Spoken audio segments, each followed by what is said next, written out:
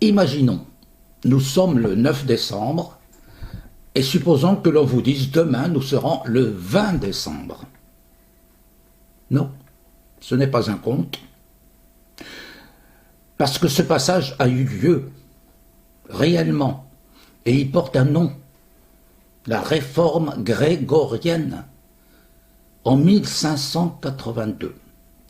On avait abandonné un calendrier, le julien, pour en adopter un autre, le grégorien, celui que nous utilisons aujourd'hui.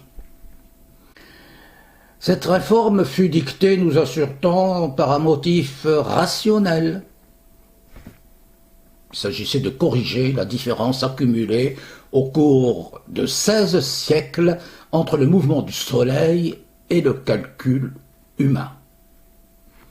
D'autres avancent un motif plus religieux que scientifique.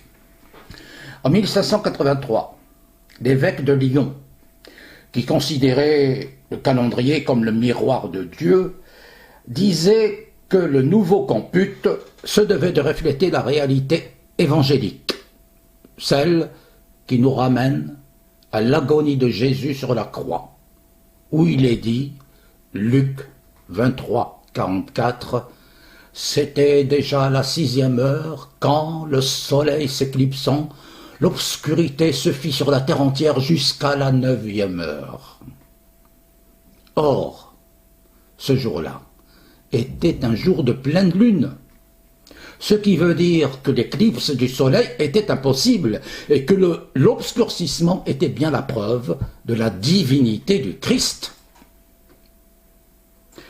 Laisser cette différence entre le mouvement du soleil et le calcul humain se perpétuer, c'était, selon l'évêque de Lyon, risquer de voir un jour le soleil s'éclipser tout naturellement de la même façon qu'il s'obscurcit miraculeusement au temps de la passion de notre Seigneur. Ce qui eût donné aux Juifs perfides et aux Mahométans mécréants une raison de mépriser le plus important miracle que nous ayons. L'argument ne trouvera pas grâce aux yeux de tous les chrétiens. Si la majorité des catholiques adopta très tôt la réforme, les protestants s'y opposèrent farouchement. Des conflits éclatèrent et une guerre civile sema la terreur même durant 6 ans dans un village suisse et se termina par la division du canton en 2 parties. En Autriche, le décret du pape fut lacéré et subit l'affront d'être crotté.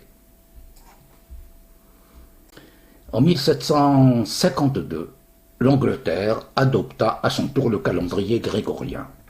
Puis ce fut l'URSS et le Japon, après la Seconde Guerre mondiale. Pour les Japonais, cette conversion signa une 2e défaite. Nishitani de l'université de Tokyo n'y voit qu'une réactivation du processus qui, depuis Christophe Colomb, a vu s'étendre sur l'ensemble du globe un système de domination politico-économique. En 1999, commentant la 3e conférence de l'OMC qui eut lieu à Seattle, Edgar Morin écrira dans Le Monde ceci: « La mondialisation est le stade d'un processus commencé au XVe siècle, poursuivi par la colonisation et qui, après les décolonisations, a subi l'hégémonie technico-économique des États-Unis. » Mais bien avant Nishitani et Edgar Morin, le poète Jean Genet, dans Un captif amoureux, faisait dire à l'un de ses personnages, un vieux Palestinien: « Vous, les Occidentaux, vous avez colonisé le temps après l'espace. »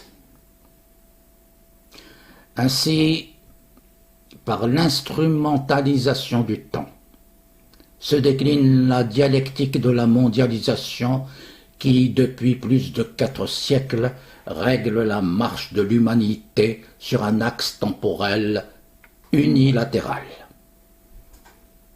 Après tout, catholique, du latin catholicus, veut bien dire universel, à se demander si le calendrier de la mondialisation n'était pas déjà contenu dans la réforme grégorienne.